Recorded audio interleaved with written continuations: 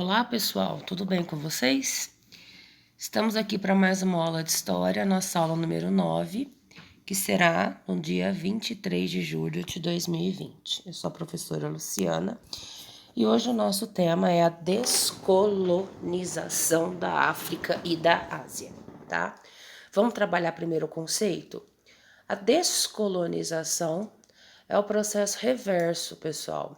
Vocês se lembram que lá no início do ano nós estudamos o imperialismo e o neocolonialismo na África e na Ásia, que foi quando os países europeus industrializados invadiram, dominaram e colonizaram a África e a Ásia lá no século XIX. Pois bem, né?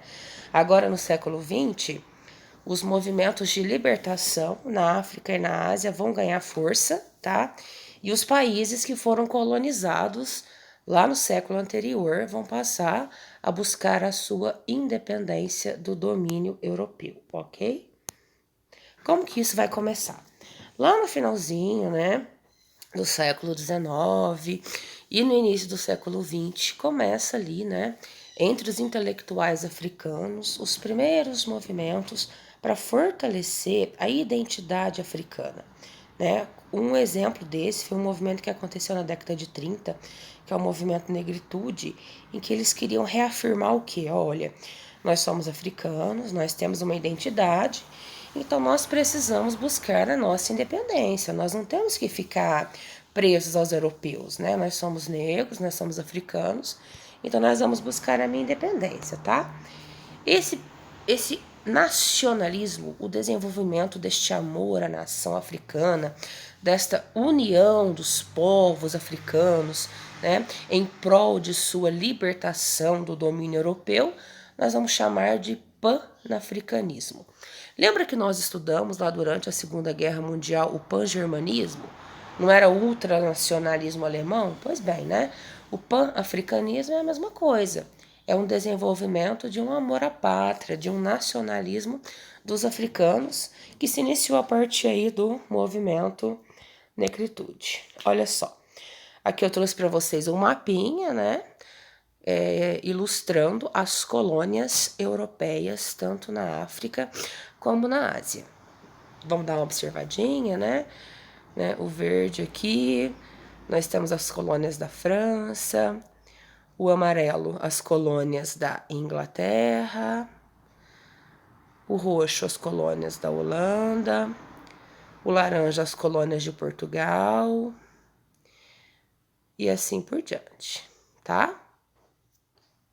Isso no livro vocês têm com mais clareza para vocês observarem com mais calma, certo? Ó, lá no início do século XX, né, por volta de 1900, 1901, 56,6% da Ásia e mais de 90% do continente africano estavam sob o controle dos europeus, né? Haviam sido colonizados pelos europeus, tá? Isso após, né? Esses dois mapas, eles ilustram, né, a África após lá a Conferência de Berlim, né, e após a Primeira Guerra Mundial. Vocês lembram, né, em tempo, lembrando que a Conferência de Berlim, lá em 1884, dividiu, né, a África entre os europeus, sem a participação de nenhum dirigente africano, dividindo ali, né, os territórios entre os países europeus e colocando um monte de tribo rival, né, dentro de um mesmo território, como eu já falei para vocês também lá nas nossas aulas presenciais. Olha só, sabe a Segunda Guerra Mundial? Então, a Segunda Guerra Mundial não teve a sua maior parte de suas batalhas na Europa? Pois bem, né? Apesar de os europeus industrializados, com exceção da Alemanha, terem ganhado a guerra, a Alemanha perdeu, né? Esses países, eles ficaram destruídos após a guerra e ficaram enfraquecidos, tá? Então, após a Segunda Guerra Mundial, o enfraquecimento, tanto militar quanto financeiro, das potências coloniais como Inglaterra, França, Alemanha, Portugal, Holanda e Bélgica, faz com que, né, essas potências não consigam mais manter a sua força militar lá na África para proteger, né, o seu domínio colonial, certo? E o que acontece? Junta-se a isso a Guerra Fria, tá? É muito importante, tá? Porque os Estados Unidos e a União Soviética passam a querer ganhar influência, né? Passam a apoiar as ideias nacionalistas desses países africanos que estavam crescendo. E como a Europa já não conseguia mais manter a colônia, começa os processos de, né, libertação. Então, olha só, vamos lá, ó. Um exemplo aqui, ó. Como que o colonialismo acaba? Os franceses, né, eles resistiram muito, só que eles já não tinham mais como manter, né, as suas colônias na Indochina, que veio a ser o Vietnã, e na Argélia, tá? Aí eles acabaram assinando, né, a libertação desses dois países. Só que foi um processo muito violento, teve muita guerra, deixaram para trás um rastro de sangue, tá? Deu para entender até aqui, pessoal, né? Então vamos só recapitular rapidinho. Olha só. Século XVIII, o que acontece? Os países da Europa continental que eram industrializados vão dominar a África e a Ásia em busca de mercado consumidor e matérias-primas, no que chamamos de imperialismo, tá? Este domínio, ele vai durar até após a Segunda Guerra Mundial, onde essas potências perdem dinheiro, perdem estrutura militar para continuar mantendo as suas colônias na África e na Ásia. E dentro da África, principalmente, né, as ideias nacionalistas, como o movimento Negritude que eu expliquei para vocês, ganha apoio, né, dos interesses dos Estados Unidos e da União Soviética, porque aqui a gente está falando de Guerra Fria, né, e esses países africanos e os asiáticos também, né, com o enfraquecimento das potências europeias, conseguem caminho, né, para buscar aí a sua independência, tá? Ó, o marco, né, desses processos de independência é o caso de Gana, tá, em 1959. Gana consegue a sua independência e o líder da independência de Gana, ele disse que não faria sentido, né, a Costa do Ouro, era o antigo nome de Gana, ele disse que não faria sentido Gana ser independente se outros países não conseguissem, né, a sua independência, outros países africanos não conseguissem a sua independência. Então, a Gana, né, começa a liderar um processo que até 1954 liberta 16 países do domínio africano, tá? Então a década de 60 é o ano aí da África, tá? A década de 60 é o ano da África porque a independência de Gana, ela marca aí, né, o início dos processos aí de independência.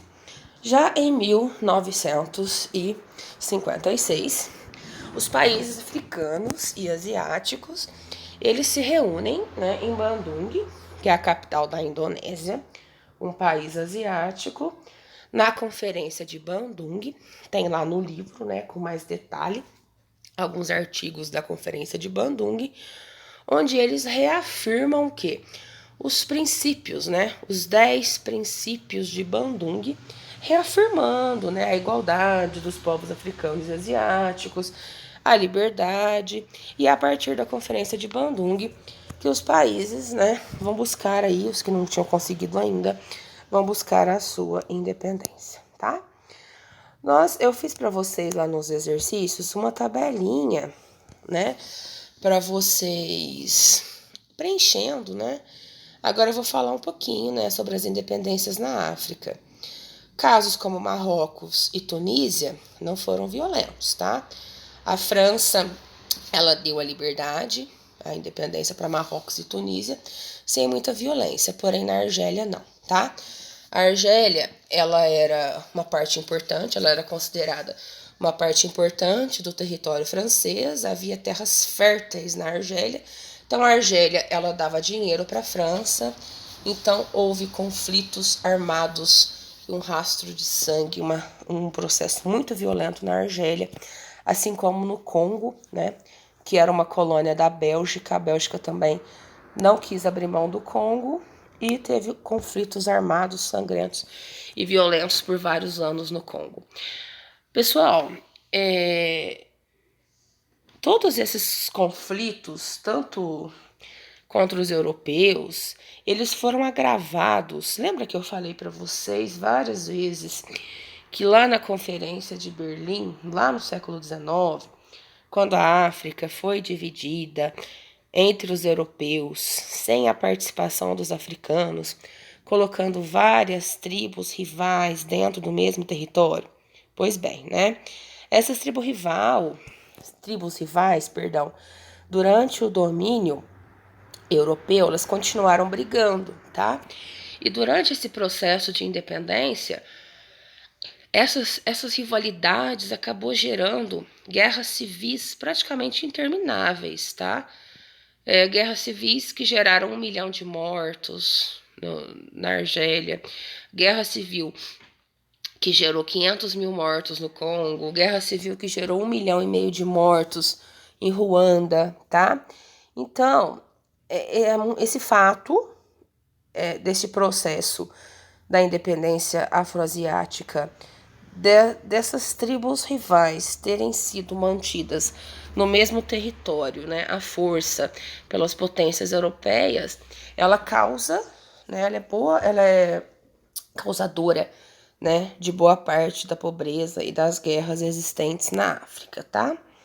Partindo lá para a Ásia, né, nós temos aqui o ícone, né, que é o advogado Mahatma Gandhi, que mesmo antes da Segunda Guerra Mundial, né, primeiramente ele era um defensor, né, do domínio inglês na Índia, mas depois que a Inglaterra não cumpre as suas promessas de ir liberando a Índia lá do seu domínio, ele começa, né, um processo de resistência contra o domínio inglês, porém a libertação da Índia, ela foi uma libertação de forma pacífica, tá?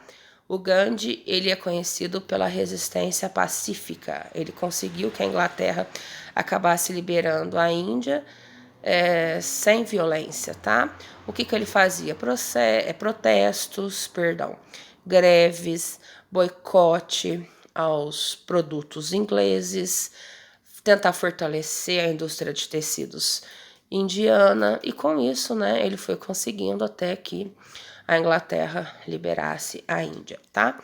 Após a proclamação da independência da Índia, surgiu, né, o Paquistão, um país, uma parte da Índia se tornou Paquistão, e depois o Paquistão, lá durante a Guerra Fria, se dividiu, né, e se tornou Paquistão e Bangladesh, tá bom? Ó, depois vocês vão dar uma olhadinha lá no caso da Indonésia, que eu já vou explicar um pouquinho mais para vocês. E, né, o legado, a herança, né, do colonialismo africano, como eu já venho falando para vocês, a descolonização não alterou muito a estrutura econômica, ou seja, essas nações africanas que eram pobres, continuou sendo pobre, quem era rico estava no poder, continuou estando neste poder, tá? As constantes guerras civis entre as tribos rivais, como eu já falei várias vezes para vocês, né? Contribuiu, pessoal, para destruir os países e impedir, né, que esses países recebessem avanços em tecnologia e ciência. Barrou o desenvolvimento da África, como eu disse para vocês, né? Hoje a África é pobre, por quê? Por causa do colonialismo europeu e por causa dessas constantes, né, guerras civis que tem aí, né, na África até hoje, por causa desse desrespeito aí, tá? A África do Sul, né, ela é um caso à parte, ela viveu o regime do apartheid, que é um assunto que eu vou explicar para vocês numa próxima aula. E, como eu disse para vocês, né, até hoje, essas guerras civis, elas continuam, né, e atualmente existem uma onda de revoltas no norte da África que contribuem ainda mais para a instabilidade política de um continente que já tem muitos problemas. Você pensa em África, primeira coisa que vem na nossa mente, pobreza, miséria, né? Por que a África é pobre, pessoal? Heranças do colonialismo europeu. Deixa eu mostrar aqui um pouquinho para vocês a nossa atividade. Deixa eu só abrir ela aqui. Aqui, ó. Não sei se vocês estão vendo, né? Tem algumas perguntinhas, né? Tem 8 perguntinhas para vocês responderem. Todas eu já expliquei no livro, no vídeo. E aqui tem o quadrinho, né? Para vocês preencherem, ó, né? As perguntinhas aqui. O que foi o movimento negritude? Cite exemplo de acontecimentos que fortaleceram a identidade africana em um dicionário. Colonialismo, descolonização e panafricanismo. Por que o colonialismo europeu na África entrou em crise após 1945? Qual a importância da independência de Gana? Compare os mapas da página 169 e 170. O que foi a Conferência de Bandung e como foi a independência de Marrocos e Tunísia. Todas essas questões aqui eu já expliquei na videoaula, tá? Aí eu coloquei um quadro aqui para vocês preencherem, explicando como foi, né, a independência de cada país, descrevendo a independência de cada país. Eu coloquei como a primeira eu escrevi para vocês, né, de exemplo. Ó, país, Argélia. Colonizador. Quem colonizou a Argélia? A França. Qual foi o ano de independência? Ou seja, em que ano que a Argélia conseguiu se libertar da França? 1962. Descreva resumidamente o processo de independência. Eu quero que vocês escrevam para mim como que se desenrolou ali, né, o processo. Olha só como eu coloquei no exemplo aqui, ó. A França não queria abrir mão da Argélia, sobretudo pela presença de 1 milhão de Pieds-Noirs, colonos franceses que detinham as terras férteis. Esses não queriam a separação. Em 1954, um grupo de argelinos fundou a Frente de Libertação Nacional e iniciou uma luta armada pela libertação, tá? Então, ó, a França não queria libertar a Argélia.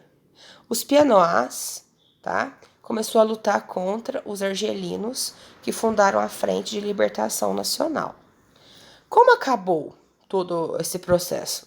Após 8 anos de confrontos, a França assinou o Acordo de Evian, que estabeleceu o cessar-fogo e marcou um referendo popular. Com 99,7% dos votos, os argelinos decidiram por constituir um país independente. Como eu disse para vocês, né, Marrocos e Tunísia, a França, como não tinha muito interesse, como não tinha muita riqueza ali no Marrocos e Tunísia, a França libertou eles com mais facilidade, a Argélia não, tá? Foram 8 anos de confrontos sangrentos.